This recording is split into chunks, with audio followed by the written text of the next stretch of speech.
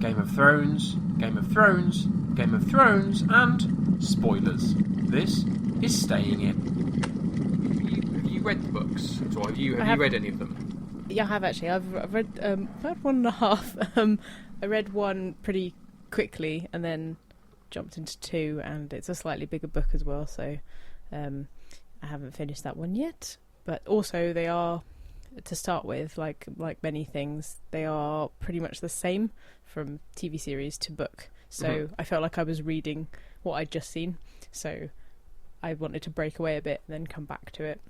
Yeah, I think I remember talking to Sam about it because he'd started reading the books at the same time as watching the show and trying to kind of read the books and then watch the show for that aspect and then read a bit more of the book and try and stagnate it that way. But I think he was saying it kind of took too long because at least in the earlier series, they were quite strict to the books. My understanding is now I've not read any of them.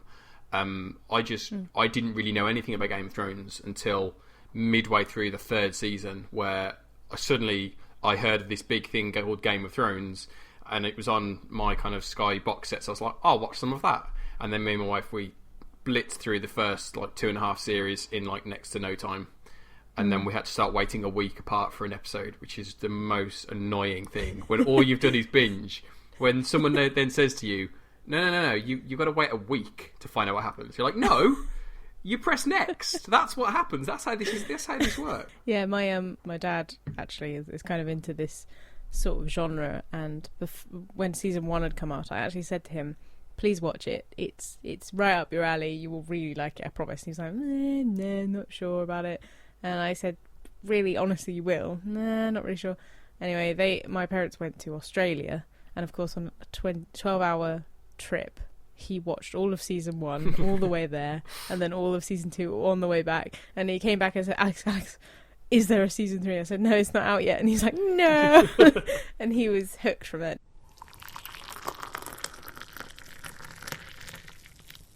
The other.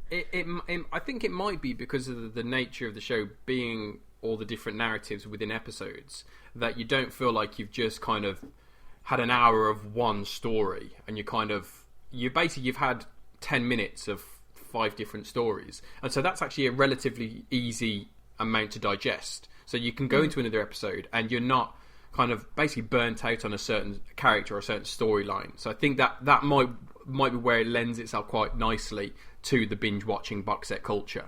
But I think by the sense of it, we're kind of on the same page in terms of not really knowing the books. Obviously, we're coming up to season 6 now, and this is where we leave the books behind, more or less. My understanding is there's still a couple of things that have not yet happened in the series that happened in the books, but none of the big stuff.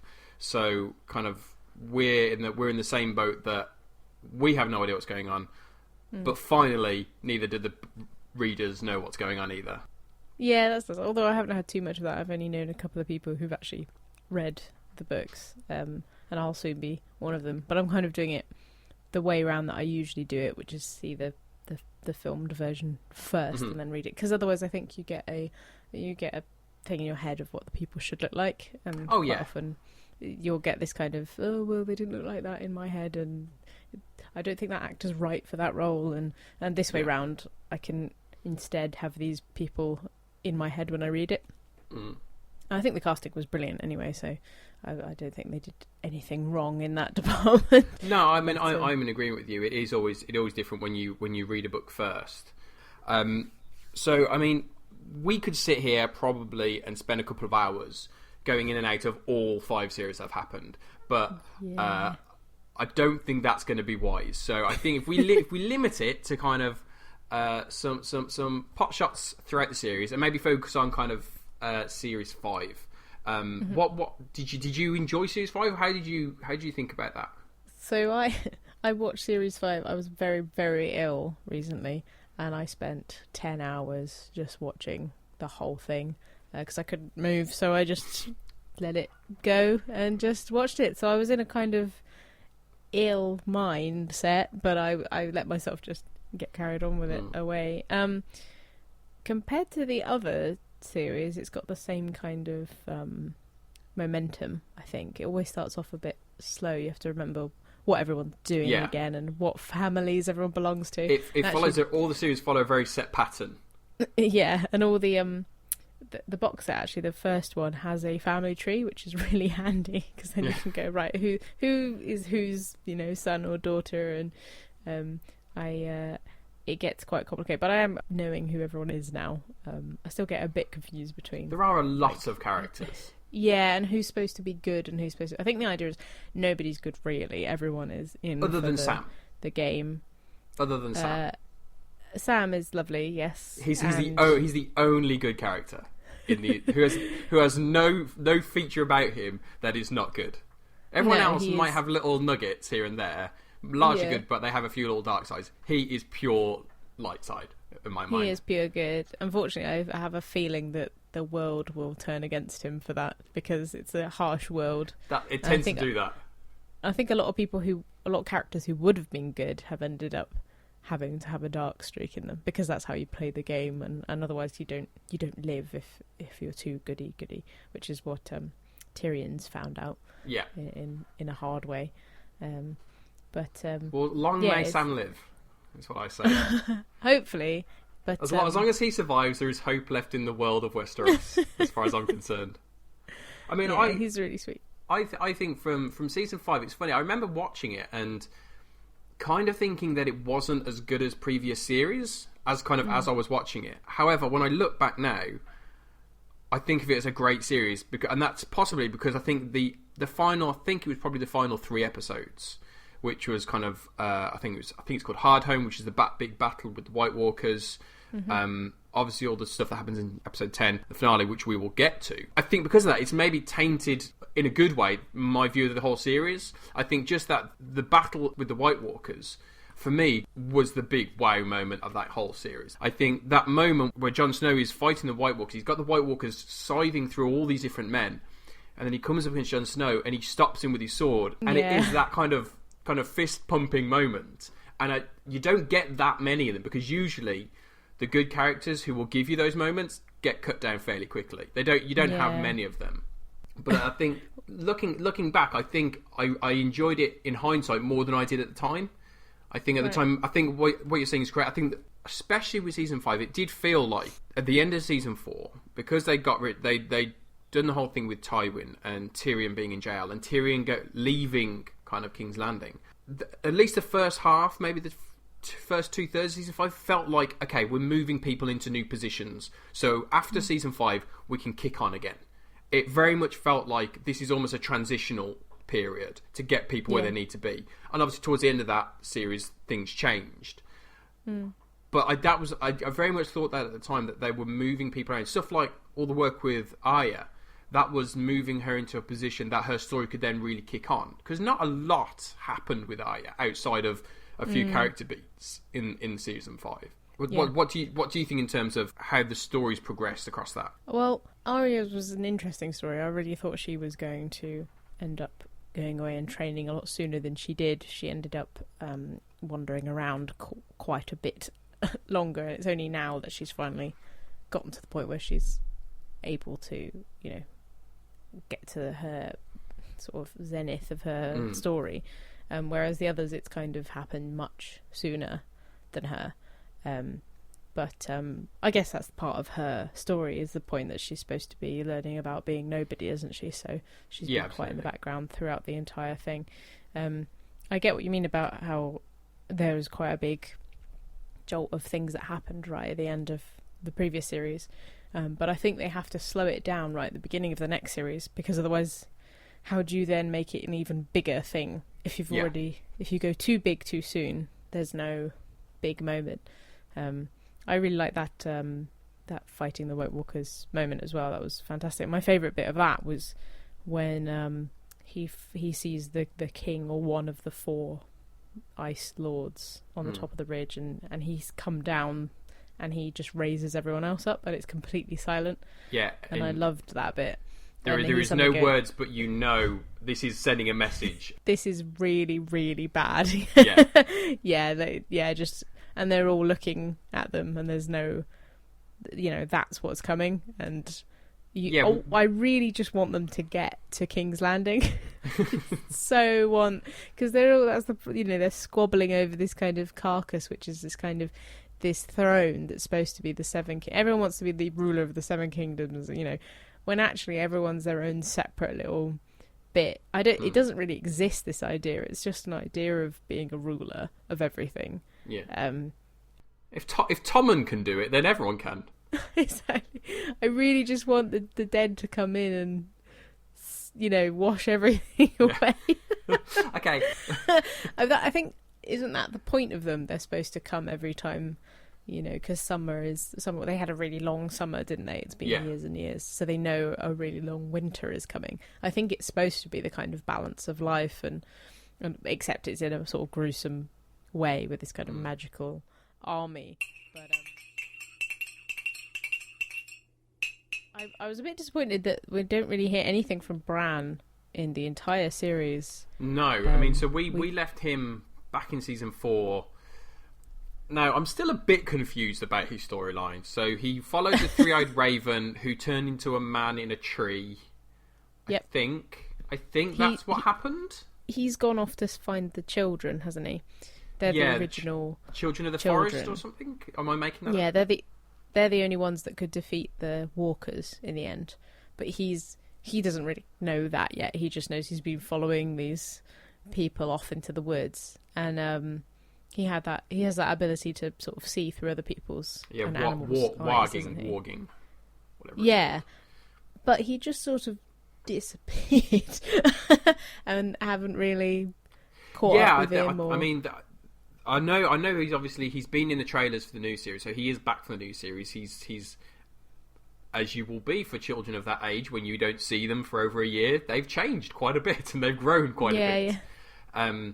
But yeah, I mean, the very telling thing that I remember just from kind of, because his storyline has been very similar to the White Walkers. It's been very, very slow. And it's just been every now and again a nugget's been thrown in to kind of hint to you, this storyline's important. Something's happening here.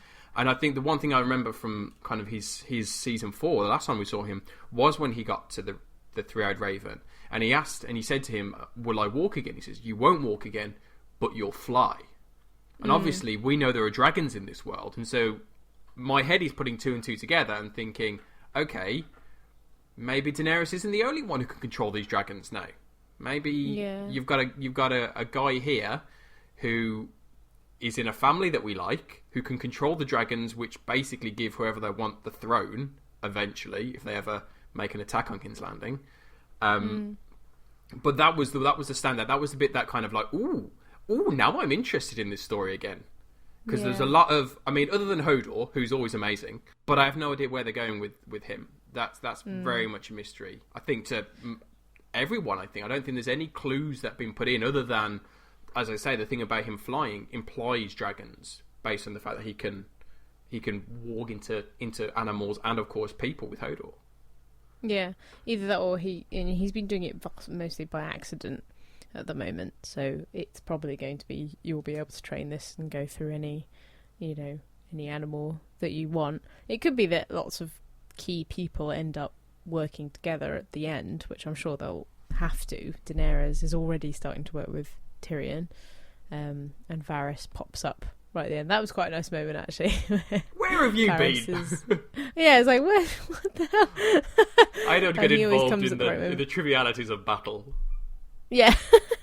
No, that was good to see. That was like seeing an old friend. I was like, oh, thank God you're there.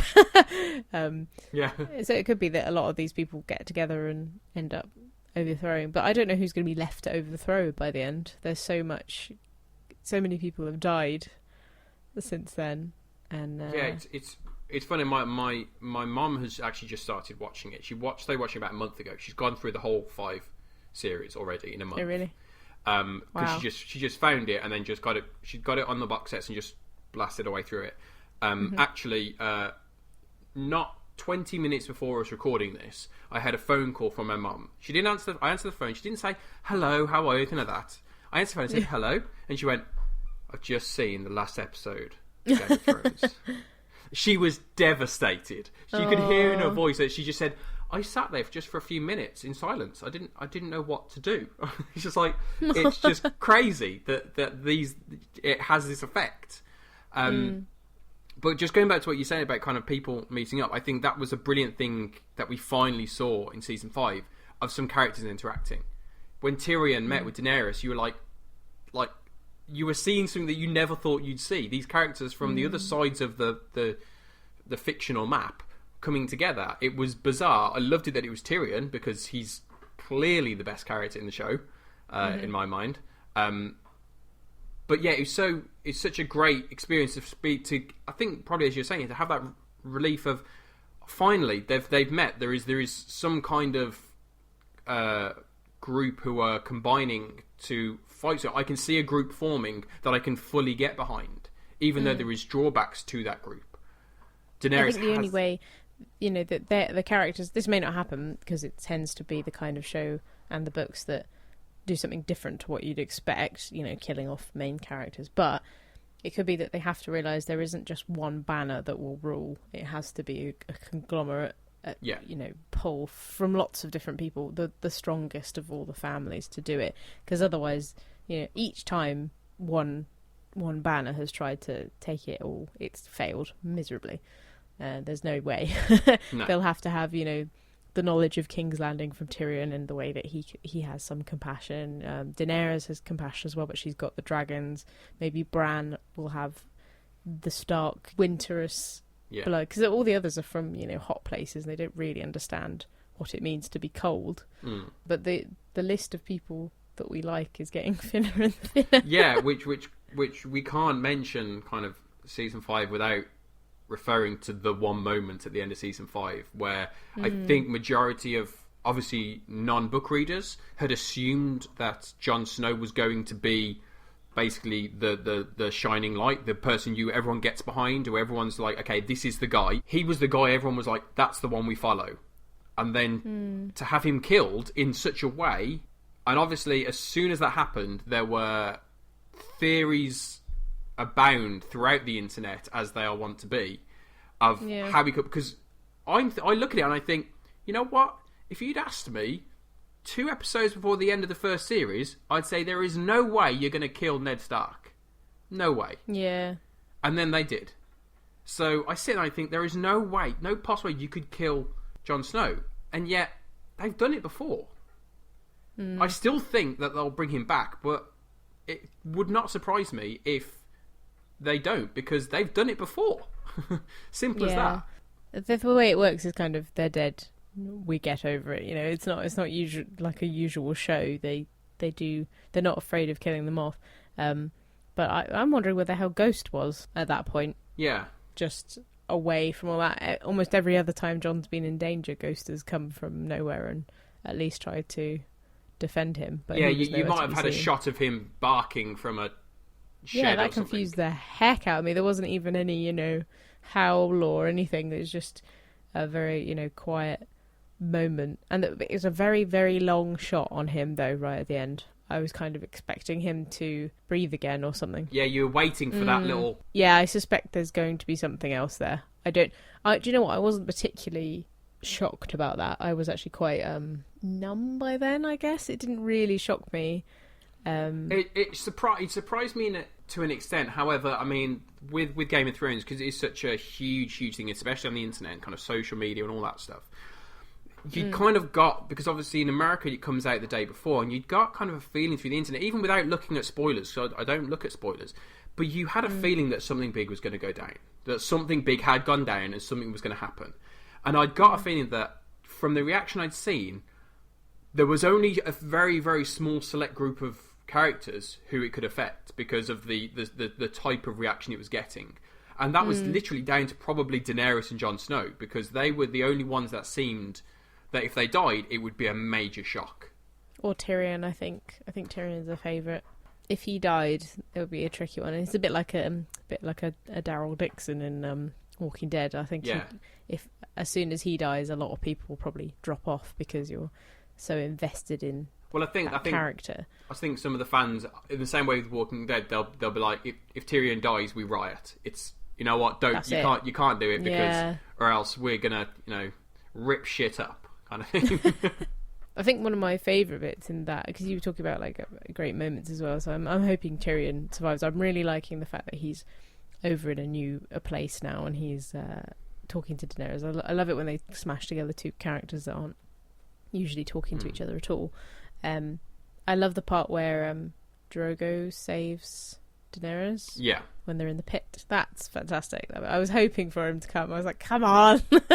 Where are you, stupid dragon? I remember watching it and thinking, like, how can they possibly get out of this? And then literally it was like something came up from behind me very slowly. This little idea of, hang on a minute, there's a dragon out there. Yeah. And then I was waiting for dragon. As in the show, you hear it slowly kind of build, this kind of flapping of wings, and then boom. It's then you're like, of course he's going to come. I was really worried he was going to die, though. I was just, because he's getting spikes shot through him, and I thought, oh, God, don't, lose one of the dragons already. The problem is, as well, she's locked up the other two, hasn't she? And yeah. Drogon was the one that wouldn't be locked up. He was always flying around, because he was smart. But I was sort of commenting to myself as I was watching it, like, because I know they're not real, but I just thought she hasn't really been paying much attention to them. She's, she hasn't trained them enough. She couldn't ride them, and they gradually just got out of her control, to the point where she had to lock them up, because they were starting to kill, children and livestock, weren't they? So she I think it was only Drogon who was killing at that time, and so. Yes. He'd flown away. He'd left. But I think, by and large, we're in a really good position with kind of season 5. I think the position everyone finds himself in is really interesting, and I think that transitional season worked really well to push someone like Tyrion into Daenerys' storyline, to push Arya really fully into that kind of assassin storyline. Obviously, we've not even talked about Cersei and all the goings on down at King's Landing. It's kind of all the stuff with Stannis. There is so much we haven't even touched on. The stuff with Stannis where he killed his own daughter, and it was horrific moments. Oh my God, that was probably the worst moment for me, actually. I think that was possibly the Jon Snow thing was shocking as it was a surprise.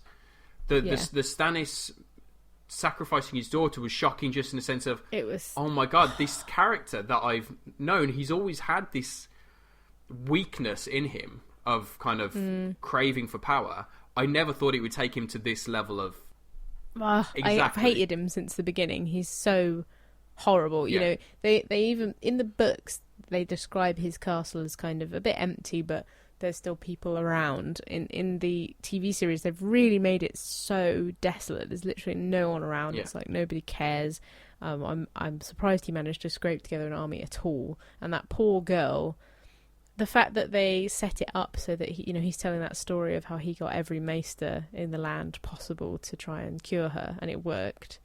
And that it was an attempted assassination, wasn't it, from another place? They gave her a doll with this horrible virus on. And he tried to cure her, and then the woman of light, whatever her name is, Melisandre, the red priestess. Yeah, and no matter what she says, he'll just do it. And it's that horrible moment that made me more upset than anything, because she's holding her little toy that was made for her, and you're just the mother kind of turns as well, because the mother she finally realizes. Yeah, it's like the spell has been broken on her, and she realizes, oh my God. What have I done? Yeah, what have I done? My daughter is being tortured and killed. And he's lost everything by then, and you just think, was it even worth it? When you see the shot when they're going towards Winterfell, and you see Stannis' tiny army against the kind of the horde, because obviously he's got nothing. He just wants to go out in a blaze of glory. Then, like any captain should want to die in battle. Yeah. So he's just going to throw his men to the wolves, basically. But he's gone pretty much kind of mad by then, hasn't he? Because he thinks that he can still take it. And in the end, he doesn't die with any glory. No. Brienne comes along and kills him. Yeah. I forget actually how much happened in season 5. When you start to label stuff, especially towards the end, you've got that stuff with there. You've got all the stuff with Cersei and that horrific walk. The walk of shame. It might be funny to call it that, but that's exactly what it was. It took it to another level. Yeah. I think. But, you're the thing is, you're going, the whole time you're going, yes, finally. And in my head, I was like, you created this monster. You did this.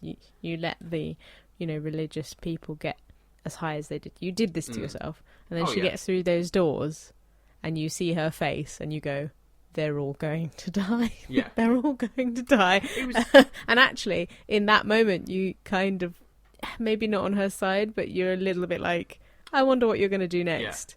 Because there's no way she's letting that slide. It was. I wonder about poor Margaret, though, who's still Yeah. in the dungeons. Yeah. I mean, I'm wondering if... I think Cersei's too hard for this. She's too stone cold bitch. But I'm wondering if she might at least give leniency to Margaret. kind of better the having devil you been know in the than same- the devil you don't type thing. Of kind of Yeah. get her on board. I can control her more than I can control this thing I've created. But also, you know, flipping back to Jamie and the... You know, he doesn't know any of that's happened Yeah. yet. And also, Cersei he doesn't went know off. that her daughter is dead. I know, that was actually really sad. Yeah, because she was That a was nice. actually pretty She was horrible. a nice girl. She was just I like Sam. know. She was perfectly nice and I know, innocent. 'cause we don't really know much about her at all. She's Yeah. never really explored except right then, and she's, you know, more of a woman by this point, not just a little girl. And when she says she knows to Jamie, and then the sand snakes, is that what they're called? Yeah.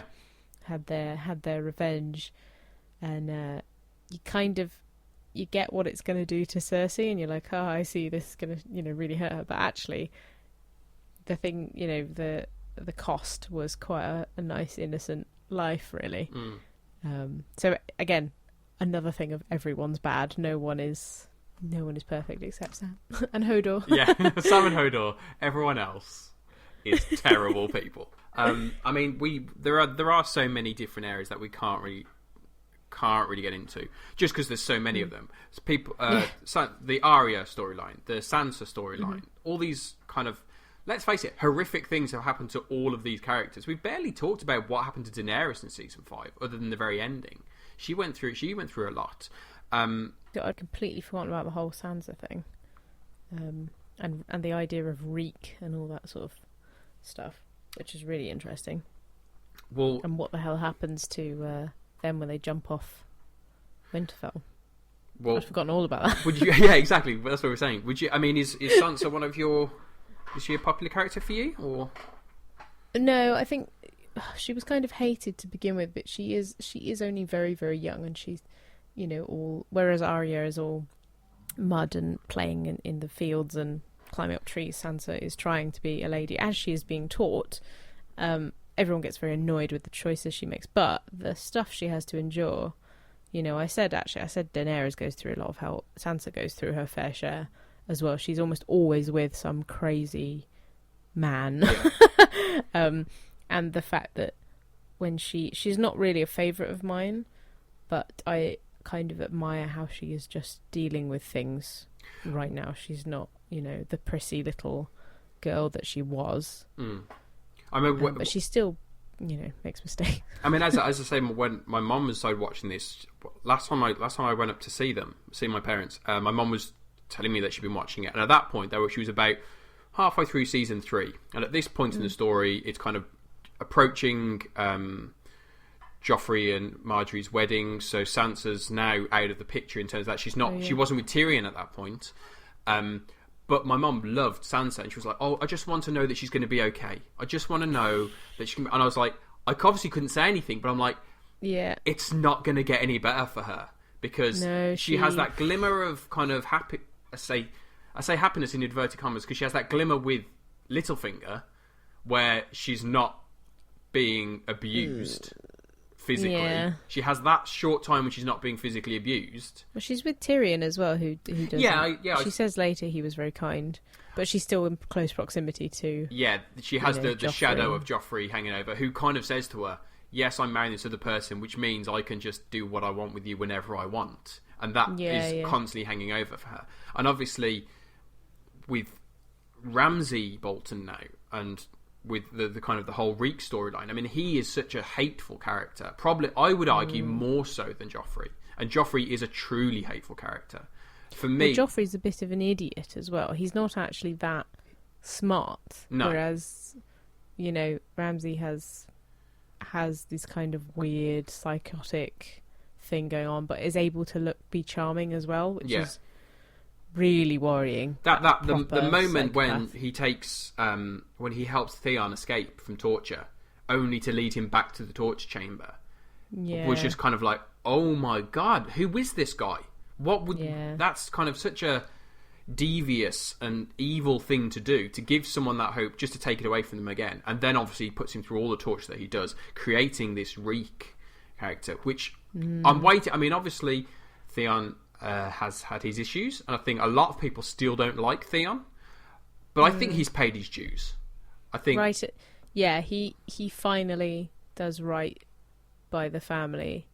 And the thing is, everything that he does has a kind of bitter, sweet side to it. Yeah. So he didn't kill Bran and Rickon, but he did burn 2 small stable boys. Yeah.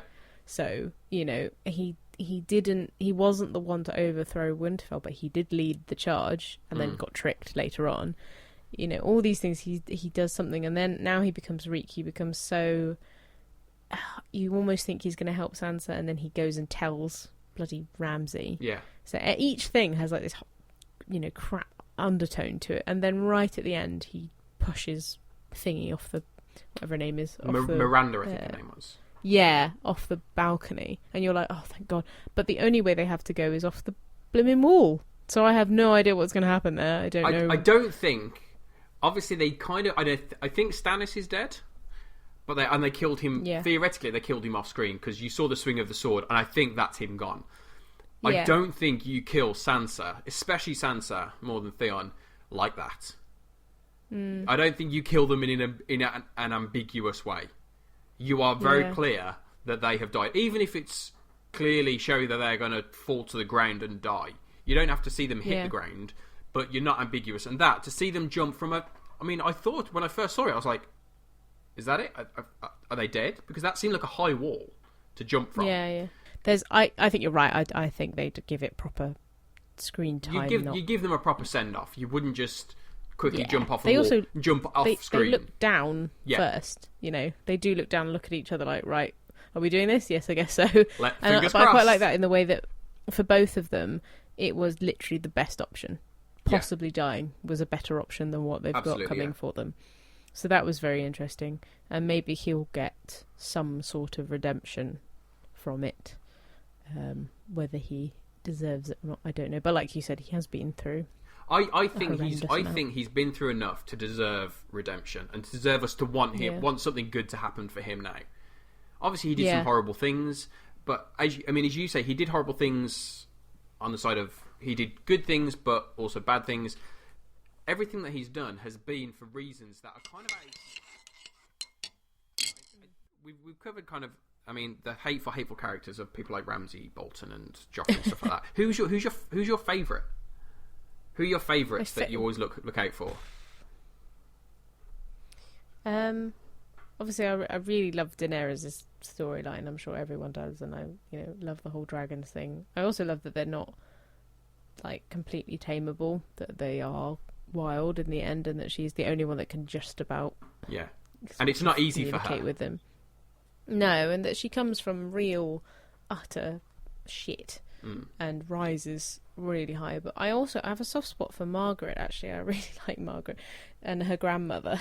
I think they're 2 great characters. Yeah, they we are. Never quite know what their motives are, but they are responsible for killing Joffrey, and for that they're... Because even right at... I think it's at the end, when Tyrion's going over to Daenerys, and Viserys is trying to tell him, or he says, who Tyrion is saying to Daenerys who could possibly rule, and he's crossing over like basically nobody, too power hungry, too blah, and he said maybe the Tyrells, but there's not enough of them. So the Tyrells are the only ones that are actually trying to do something good for the land, but there's just not enough of them. So I have a real soft spot for those 2, and I'm really actually quite scared for Margaret being in that cell.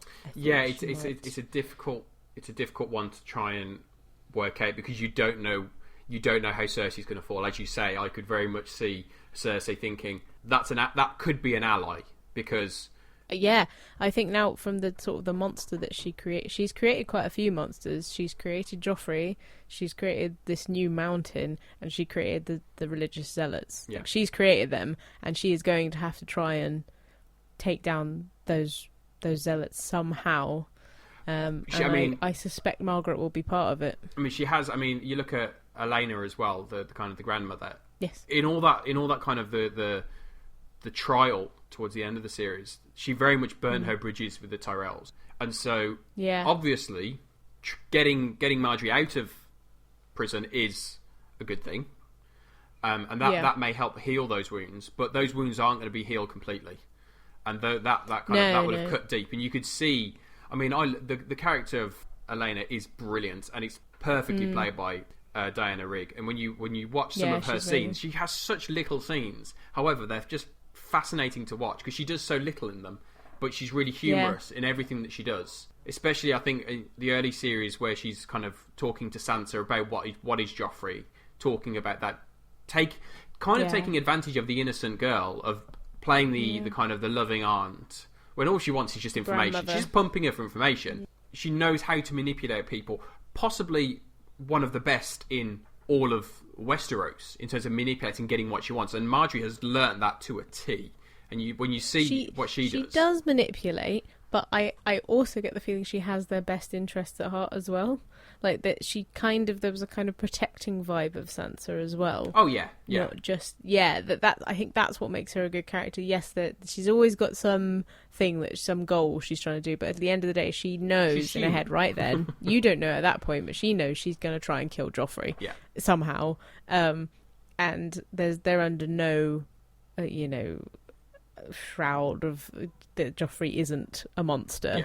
So that's what I like. I love her costume as well. She's got this like silk thing around her head, and it jiggles when she see the talks. circle of her amazing. face. It's brilliant. This really kind of square hat thing. It's brilliant. I love that. And also, of course, for me, Tyrion is, of course, everyone's favourite. But he's humorous and well, not so much now, because he's kind of I'm looking forward to the new series to see Tyrion, because my favourite series of Tyrion is the second series, and that's where he is given the role of Hand of the King, and he's given power, and he's very good in that role. He's very good as Hand of the King. He knows politics, he knows how to work people, and he's extremely good at that. And that's his best series because he's confident, he's funny, he does all this great stuff, he protects people, he stops Joffrey beating up Sansa, because he knows how the game is played. Even though the game is played to help the people that are bad, he knows how to play it. And that's why he was best. So I'm hoping, with his new position as an advisor for obviously Daenerys and in that area, I'm hoping that he gets to kind of take on that role again of a political power, because he is, and he's very, very intelligent. He's one of the most intelligent people in the entire show, because he's one of the only people who's always been on the outside. He's always been in a position of power, but he's on the outside. So he's had to just focus on, actually, how is all this working? I can see all the cogs here. How is it all turning? And that's what he's able to learn. I think Viserys chooses him because, despite being loathed by his family, he does love certain members of it, and he does try desperately to keep balance between it, and it's impossible, but he tries to make everyone win. Even though he loathes Joffrey, he does love Jaime, and he always wanted his father's love, even though he knew he'd never get it. And I think Viserys understands he's one of the few people that actually doesn't wish harm on anybody, and that's what it takes to be a proper advisor and potentially ruler, is to not want one party completely dead. And that's why he takes him over to Daenerys, who is supposed to be this another person who doesn't want everyone dead. Though I don't know what she thinks she's going to have to do when she gets over there. They keep trying to tell her they're not all going to just bend down and say, "Yep, you're our queen now." I know that my friend actually has read all the books, and he said, oh, I've just finished the last book. Winter still hasn't come. it's still autumn. Not going to come. It's going to take a long time. They've been telling me winter's coming for 7,000 pages. So what are your favourite characters then? For me, it's obviously Tyrion. I think I think my favourites are the standard favourites. I think the three that always jump out at me: it's Tyrion, it's Jon Snow, and it's Arya. Yeah. I think Jon Snow, just because he's such a noble character. He obviously has his flaws, but he is one of the. He's very much in the mold of Ned Stark. He's very much a character who knows what's right and knows that sometimes you've got to do bad things in order to do what's right and to achieve what's right. So all the stuff with the wildlings, he understands that, you know what, you may not like this, but in the end we're going to need these guys because I know what's coming. It's not the popular decision, but it's the decision that has to be made, and he's willing to do that. Obviously, that has led to his somewhat, some would say, demise. But it's so sad, that whole situation. Nobody listens to him. Exactly. Most of the wildlings don't come along. Then all of his brothers turn against it. It's just such a crap situation. Even in the face of, the winter. Based on what he's just seen, this army of dead rising in front of his eyes. He now knows, more so than probably anyone else in the entire show, what is coming. He knows the scale of which it's coming, and there is that moment between obviously him and the I think it's the Night's King, I think it's called. That moment where it's just a stare down, it's a showdown between the two of them. You can if that was a Western, their trigger fingers would be flickering over their pistols about to draw. That it's that moment. I think the other one for me is Arya, and I think. Not so much in season 5, but I think with Arya, it's been about her partnerships, especially between her and the Hound. And I think that juxtaposition between little and large worked so well, and their personalities clashed and complement each other so well. And she has such an innocent, naive idea on revenge that I just need to. Everything will be fine as long as I kill off these few people that are on my list, and then everything will be fine. It won't affect me at all. And it's. Those, I mean, her scenes with the Hound probably made her one of my favourites, up until the point where they kind of they part ways, which is kind of heartbreaking to see a character who's usually quite happy, taking into account the circumstances she's in, and quite light, to see kind of almost dead behind the eyes when they part ways. That was really, really striking to see, and it kind of came out of nowhere that this is. All this kind of stuff has been building up inside of her, and now it's kind of, I'm done trying to find my family. I'm done trying to, you know what, I'm going to take matters into my own hands. I'm going to train to be an assassin, and I'm going to go and get these guys. And obviously she then discovers that it's not as simple as that. To be an assassin, you can't have a list of names that you're going to go after. It's not about that. It's not about getting revenge. And it's not about being Arya Stark anymore. Exactly. You have to be nobody. And I don't think she was quite prepared for that. I know what you mean. The parting is actually quite. I think at any point you expect her to go, oh, actually, I like you. I'll help you. But no, she doesn't. She is deadly set on having those people killed. Yeah. And I think that's her. It would almost drive. She'll obviously have to go through some more shit to get to her goal. We've kind of waited long enough. Looking forward to season 6. In terms of what's gonna happen. Obviously, the big thing going forward is going to be Jon Snow, and it's going to be what has happened to him. I don't know how telling this is, but the episode title for episode 1 is The Red Woman. You can read into that what you want, because obviously one of the theories that kind of came out straight away after when it happened, the end of season 5, was, well, you've got the Melisandre, the Red Priestess. She's there. She can do something. She can bring him back. She's not done it before, but there is evidence. And as you just said, in terms of going back, there was evidence. I think back in season 3, there was a scene where the Hound was forced to fight someone who had died many times before and be brought back, and they had swords with fire on them. And the idea of that was that guy would be brought back to life from the Lord of Light. That was the thing. So we've had nods in the past, and this is a long time ago in the past, that the Lord of Light can bring people back from the dead. All the internet put 2 and 2 together and came up with, she's there, she can bring him back, please Jon Snow, don't be dead. That was kind of how it all worked out. So I think that is going to be the one That's going to be the big thing at the start of the series. I think they will look at other stuff, but all people are going to care about is what has happened to him. Well, she shows interest in him right before everything, doesn't she? When she's come back, she tries to offer herself to him, so we know that she's interested in him. She sees in him. I mean, whether he'll come back the same is another thing. That's what I wonder. He be the same different. noble Jon Snow that we know and love? I have my doubts, because as we kind of said before, the noble, the good characters, they end up having to have a dark side to kind of, as the story progresses. This could be the way of giving him his dark side, that it's been inflicted upon him almost. That as we left it, he would never leave the wall because he pledged an oath. He would never leave the wall. Now this has happened. Does he still have those same feelings? Well, technically, he has been released from his vow because he's died. Yeah. Maybe Jon Snow's just been looking for a loophole in his contract all this time, and now he has it.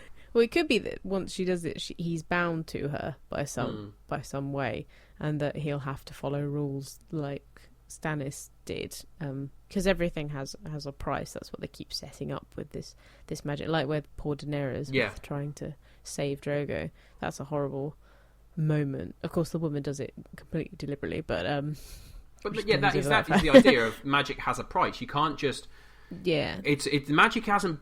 Although it's always been in the show, it's not a massive part of the show, and that's because it's very much kind of kept at arm's length and be like, okay, you want to do some magic? That's fine. You're not going to get it scot-free. Yeah, and that's it. I think you get these kind of shows that everything's magic. It's quite easy to use, but maybe people get a bit tired. With this, it's definitely like a really hard to get thing that only some people can do. It's really ancient. It's really difficult, and it's got a price every single time.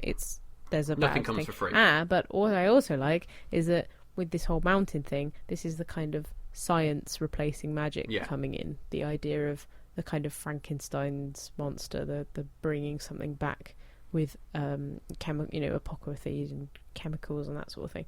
So I like that there's that side to it as well. Absolutely. Possibly we might see maybe a flashback to how that happened. Maybe there'll be two resurrections. There'll be Jon Snow and there'll be what happened to the mountain. These two.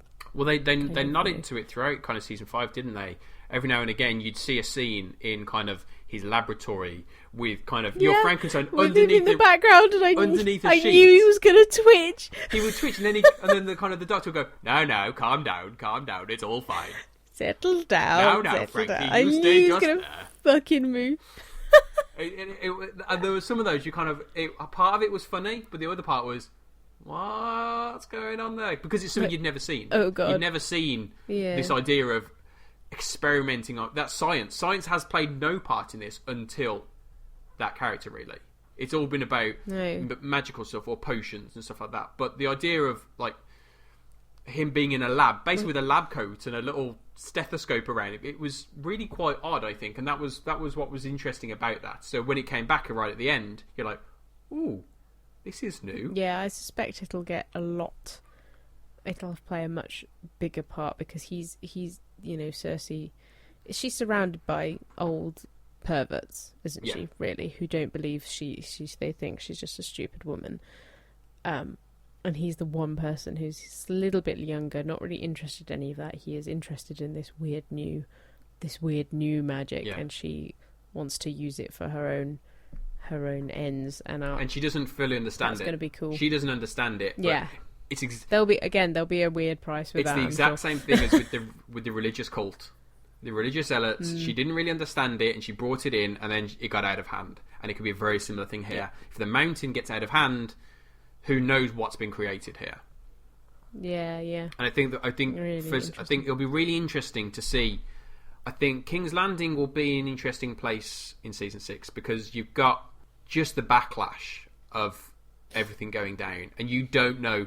It's literally unlike some of the ones in season 5. With that one, literally, kind of all the pieces were thrown up in the air, and we have no idea how any of them are going to fall. You've got Cersei going through that ordeal. You've got Jaime coming back.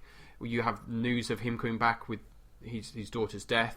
You have the mountain. You have, as you say, Marjorie, the Tyrells. You have the Regis. Everything. So much is up in the air there that you have no idea who's in charge of King's Landing now.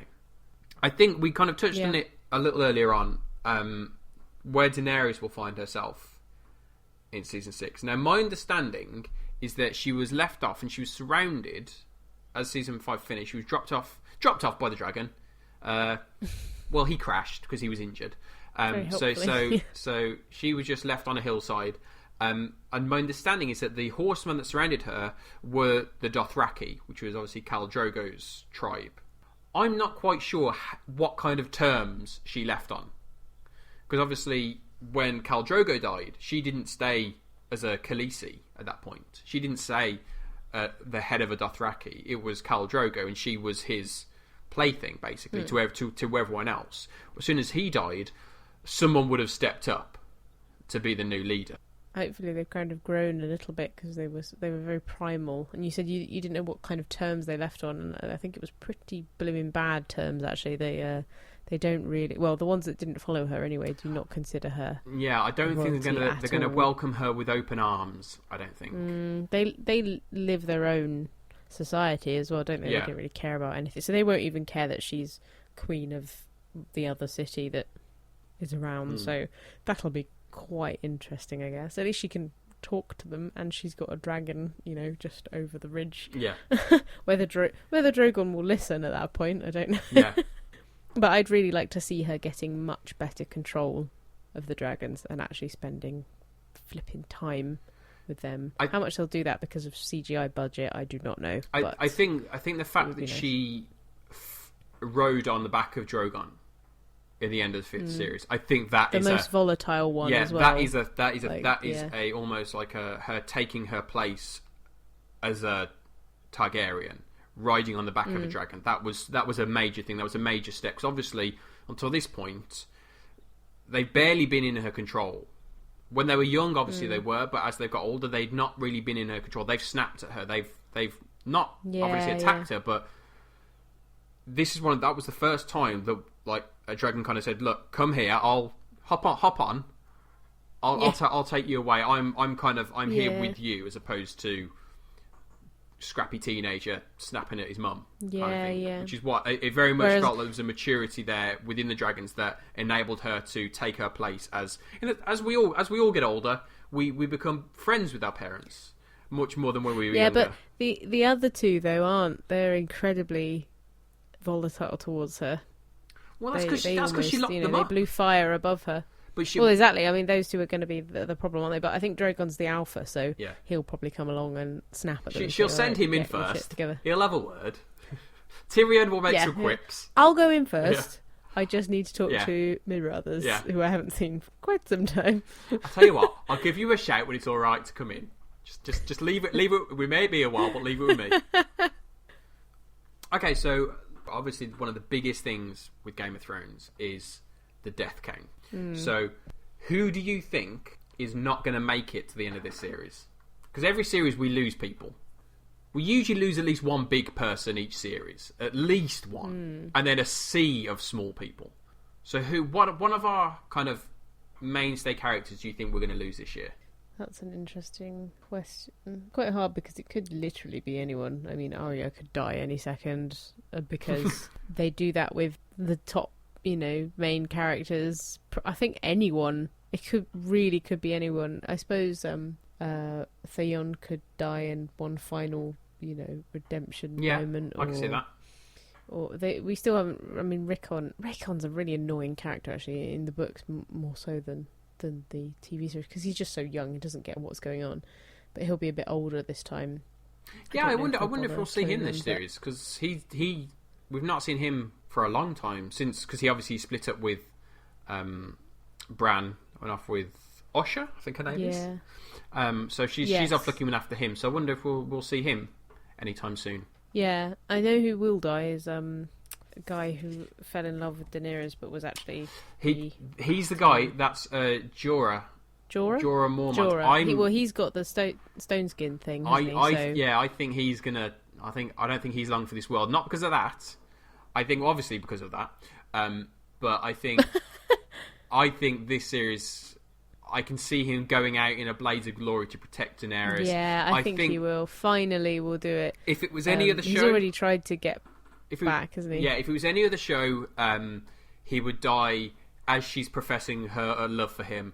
But this is Game of Thrones, so that won't happen. So he'll probably die with her turning her back on him or something like that. But I think of all the characters, he's the one I think most at risk of kind of. He's obviously probably a B level, I'd say. He's not an A-list character. Yeah, but he's been there from the start. Either that or the kind of swashbuckler that she's fallen for. It could be him. He's relatively expendable for me. He is, but he's not to her though. I think that could be some leverage, or it could be between them. Some weird thing happens because they're both in love with her, and maybe she'll have to choose or something. Well, of course, that will be a pretty easy choice for her, but it might not be easy at the time. Like certain things might have happened because Jorah really does, has saved her life quite a few times. He deserves that second chance. Yeah, I think he does. But I suspect he will. But I think his storyline has kind of played out. I'm not sure. Obviously, he could stay. He still has part to play. But I think there's nothing we're waiting. It's not like with Jon Snow. We know there is stuff we don't know about Jon Snow. We know there is stuff in Arya's storyline that there is left to play. We know this. I think the only other character who kind of plays into that idea is possibly Jaime Lannister.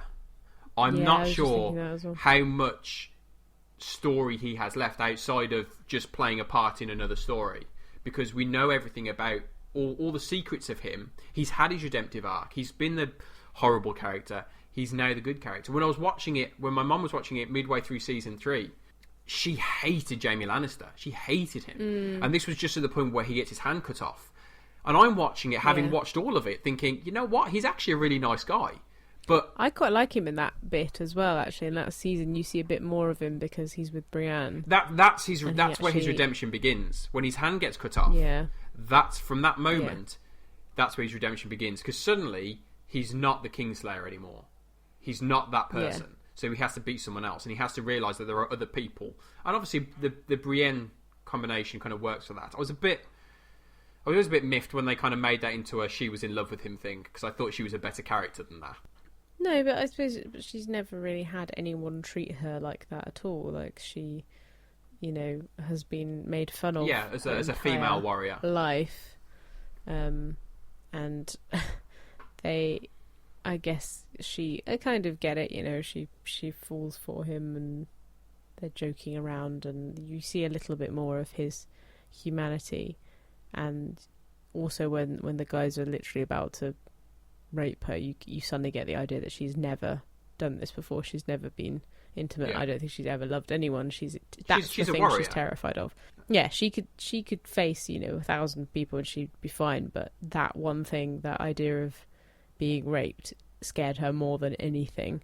And Jaime, stepped up, and I think that's the turning point. That's the moment where you go, okay, there is some good in him. Into someone. He didn't have to do that. He's chosen to do that because. Even though it probably... And actually, the hand moment was one of the few times I've properly gone and gasped, because I wasn't expecting it. I don't know why, I just wasn't expecting it. Because I thought, well, he's such a, pretty boy character, isn't he? They're never going to disfigure... Oh, well, it's gone now. Yep. Absolutely. So, yeah.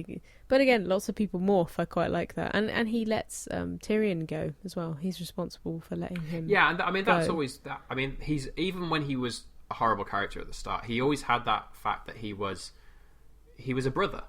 He was all these different things. He was a lover to Cersei. He was a son to Tywin, but he was a brother. And they very much, obviously, very different. Cersei always hated Tyrion.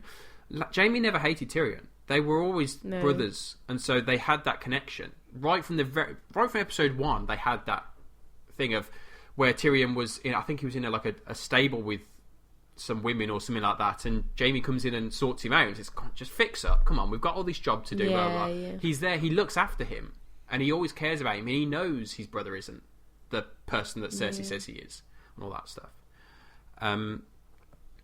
But yeah, I'm really looking forward to it. I think it's really exciting to finally have a series where everything is unknown. You can theorise all you like, but there's no definitive evidence of who's gonna clonk it next. And that's the thing, you can now go on social media with kind of an element of safety, because you're not going to be like, yeah, he's done that because you know what's going to happen next, blah blah blah blah blah. Yeah. You don't have to kind of very, very carefully click onto Twitter just to check something before scampering off again because you don't want to see too much. It's in that really nice moment with, like with new series. It's that nice area where you can just literally just talk about it and it doesn't matter what you say because it's all just theories. Yeah. And that's quite nice. Yeah, and as I mentioned before, it's nice for everyone to finally be in the same boat, that we can all theorise. Yeah. And you haven't got people saying, well, in the books this has happened, so I'm going to use my theory to say this. And obviously there is still some of that. There's a lot of theories around Jon Snow's parentage, so that's not explicitly said in the book, but a lot of the theories have come from what is written in some of the books. So that one still exists, but. That was Staying In with Daniel Frost and Alix Briskham. If you enjoyed this episode, please leave us a review on iTunes or wherever you get your podcasts. Visit stayingin.podbean.com for more information on everything we've discussed today, as well as all of our other podcasts. And come find us on Twitter on @StayingInPod. Thanks for listening.